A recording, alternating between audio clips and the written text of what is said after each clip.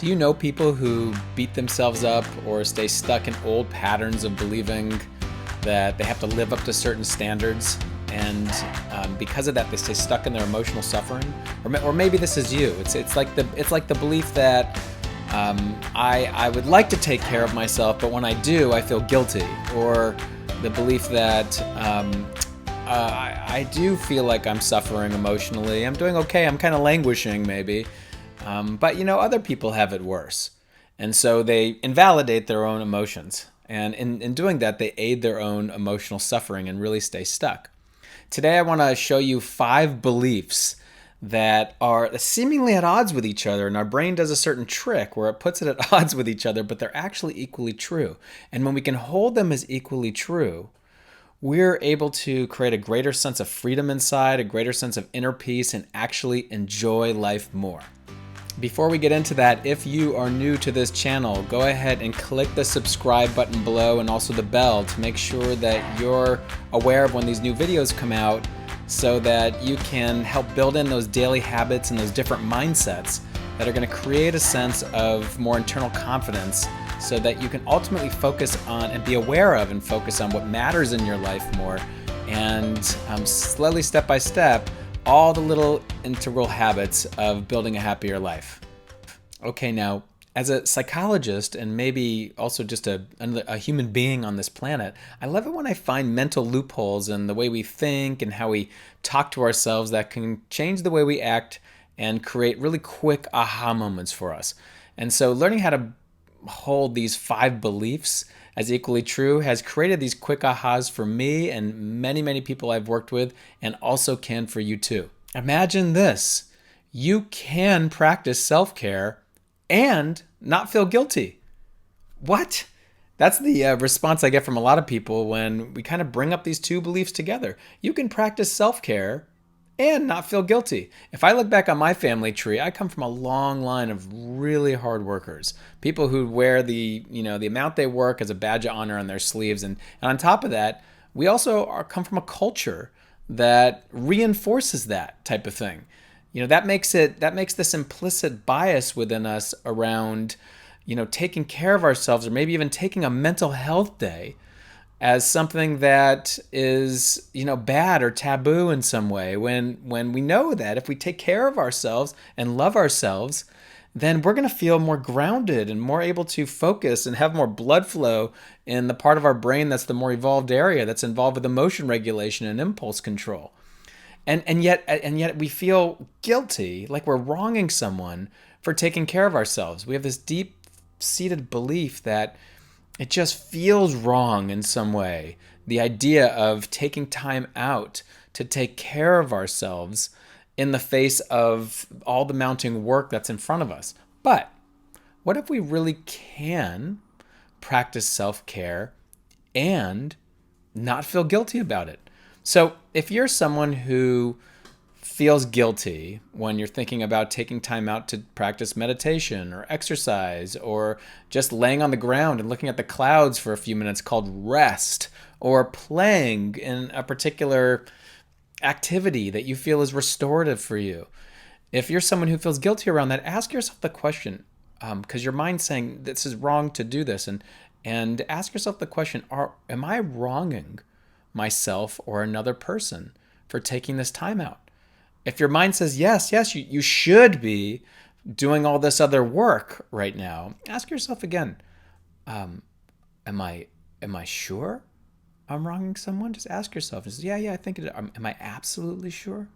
Just see if you can get to it, and keep asking yourself, are you sure, until you get distance from that and begin to dissolve that thought. The truth is, you can practice self-care and not feel guilty. And, so go ahead, and if you want to, you can pause the video here and just take a deep breath and close your eyes for a moment and just say that I can practice self-care and not feel guilty, and just see how it feels. That's the point of that exercise, just to see how it feels. See if you can hold both of those and notice how it feels to say, I can practice self-care and not feel guilty. Okay, what about this one? You are independent and maybe need help. Both of those can be true. Sometimes we're under this false notion that if we need help, well, that means we're We're dependent on people in some way. Well, guess what? We're all interdependent. And some people come into therapy for the first time sometimes reluctantly because they feel like they shouldn't have to ask for help in some way. Or some people start businesses and they think they should be able to do it all on their own and they don't really need help.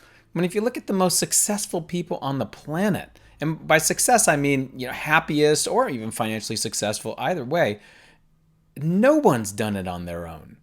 Everybody is part of a team in some way. And I tell that to people when I work with adolescents or even adults, and I say, just consider for a moment, like all the successful people in the world. They've all had teams. You don't get a CEO who doesn't have a consultant in some way, or you don't get a successful athlete who hasn't had a team of support scaffolding him or her along the way. As human beings, our success depends on putting the right people around us. And so we can be independent and need help at the same time. Jim Rohn, who's a famous motivational speaker, said you're the average of the 5 people you spend your most time with. Oprah Winfrey would be one of the first people to tell you all the different people who have helped her along the way with her success. Or with myself, I've been in therapy off and on at times. I've definitely had mentors in the field of mindfulness and psychology. I've had mentors in the field of business. I've made sure to not just need help, but really access help in all the strategic or skillful ways I can, just to support me and just living the life I want to live. So try that on for a second. If you're struggling in any way, or if you feel like there's gaps missing in your life in some way, is there a way that you can both be independent and also need help? So if this one is calling to you, go ahead and pause this and just say to yourself, take a deep breath, soften your body for a minute, and in your mind say to yourself and see how it feels, I am independent and need help. Okay, so this one's a bit trickier and for many people is a tough one. For a lot of us, we believe that we can't be both kind and have boundaries at the same time, or we can't both have a good heart and say no to people. So there was a time in my life where I was working hard and playing a whole lot harder. If you've read Uncovering Happiness or you've been part of my personal coaching program, Uncover the Power Within, you know this story. And I was outwardly successful. I was at the same time abusing my mind and body with drugs and alcohol many times during the week. And I got a wake-up call and I decided to make a change. And I got a whole bunch of help at the same time, of course, being independent and needing help at the same time, like we talked about. And then I had all these friends who I created in this ecosystem who we relied on each other to live this, unhealthy or destructive life. And so when they would come to me and want to party or go out, and I felt bad in some way, like I was hurting them or harming them by saying no. And it was this little twist in my mind that what I didn't realize was I was drawing boundaries and at the same time being really kind to myself. Or I had a really good heart. I cared about them deeply and myself, and I needed to say no at the same time. This is the same in a parent with an alcoholic who is shaking or uncomfortable, and we say, hey, here, go ahead and have this drink. It's going to make you feel better. You're both not kind in that situation. There's no boundaries at the same time. The impact is when we say yes to everything, sometimes we make a mess of ourselves and a mess of our lives. If, let's say at work, you are saying yes to everything and you're overworking more hours than you expected to, you come home and you have a very short fuse with your partner or your kids, or with yourself, or even worse, you get so stressed that you make yourself physically sick.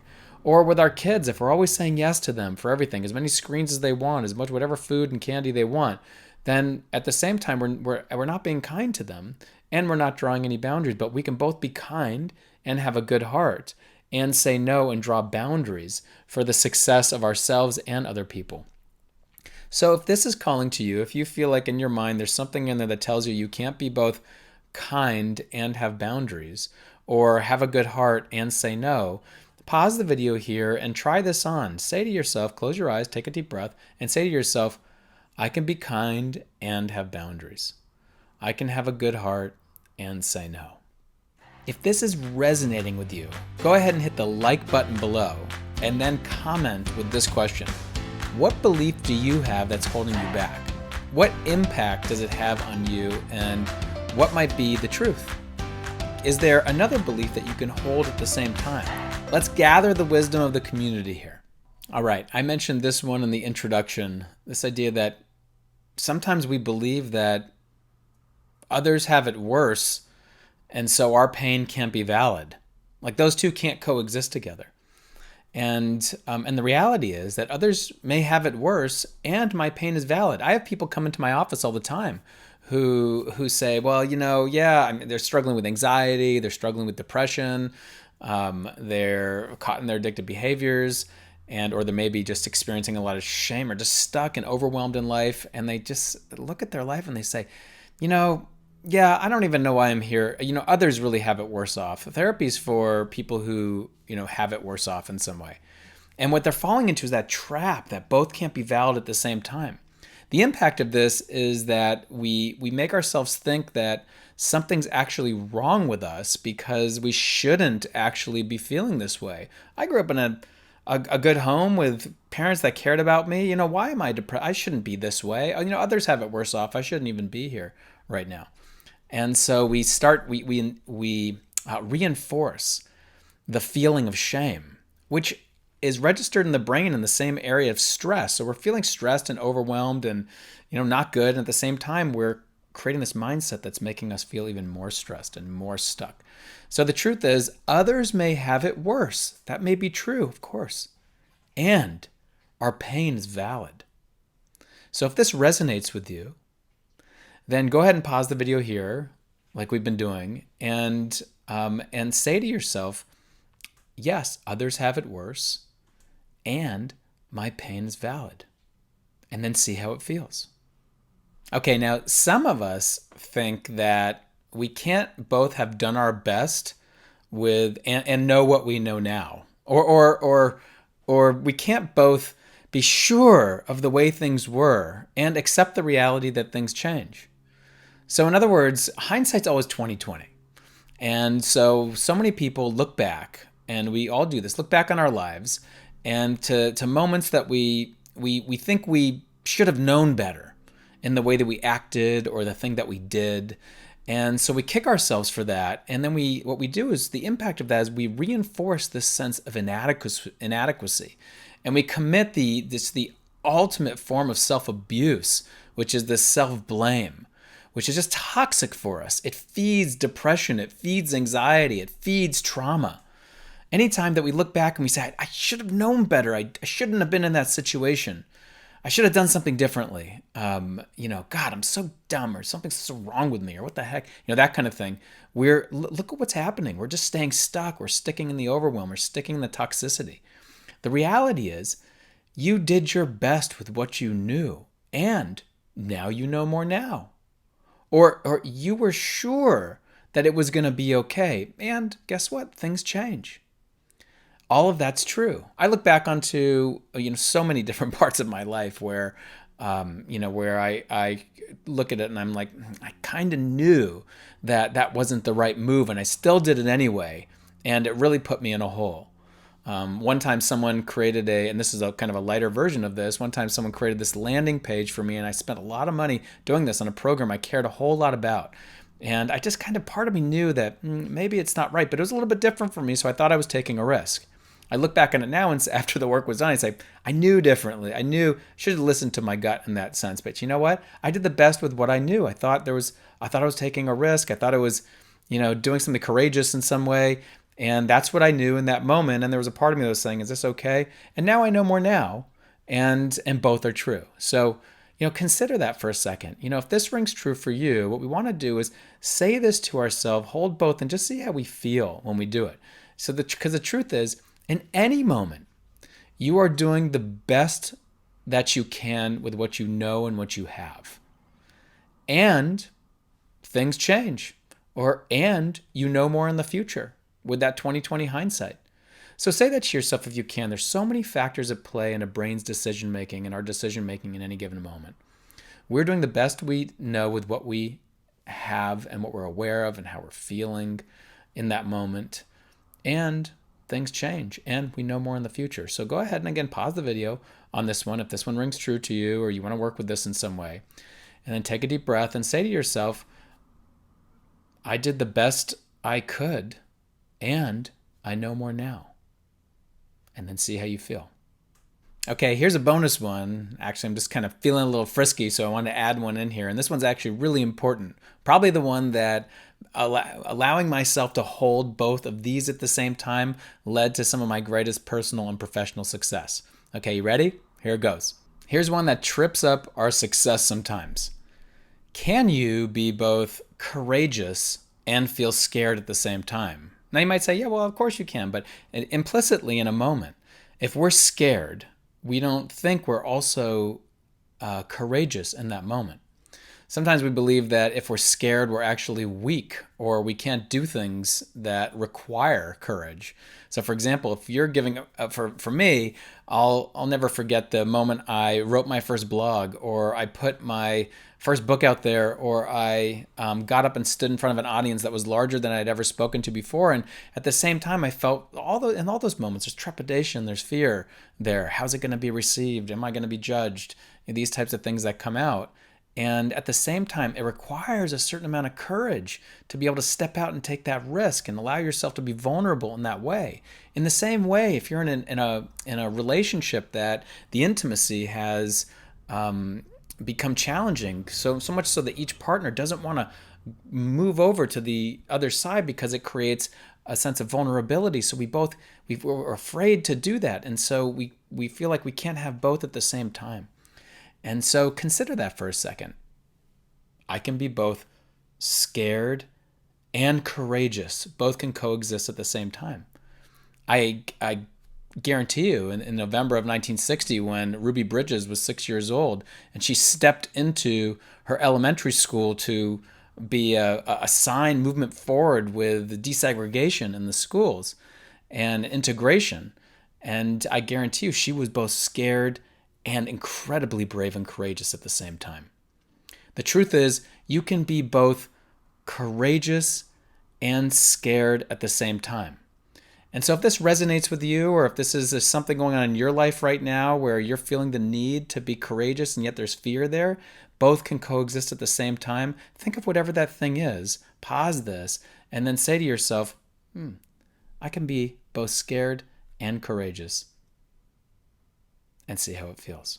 Need more ideas on keys to overcome the mental obstacles of daily life and be happier? Make sure to download the free 5 Keys to Happiness guide below. If you liked this video, make sure to like it and subscribe below. I also have a whole group of shorter, what I call mindful brain blasts for practical strategies and insights to create more ease, freedom, and joy in daily life.